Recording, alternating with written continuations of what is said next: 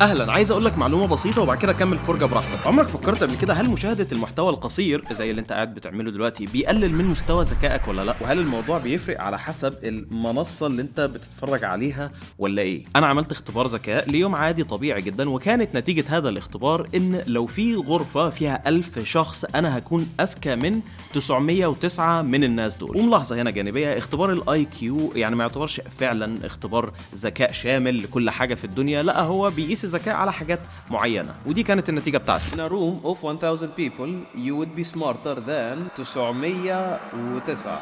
واللي حصل بعد كده ان انا قضيت اليوم كامل بتفرج على محتوى قصير على كل المنصات، وبعد ما خلصت عملت الاختبار تاني وكانت النتيجه هي ان معدل ذكائي فعلا نزل. دلوقتي انا اكون اذكى من 841 شخص. دلوقتي انت ممكن تقول ان ده ممكن كان بسبب اني تعبت، اني كنت نعسان، وهو في كل الاحوال قل بنسبه قليله، بس بص لها من ناحيات على المدى الطويل ده ايه تاثيره فعلا في مخك. حاول تقلل شويه من الجلسات الطويله اللي بتستهلك فيها محتوى قصير، ولما تشوف حاجه مفيده ابقى اعمل لها لايك عشان تشوف اكتر منها.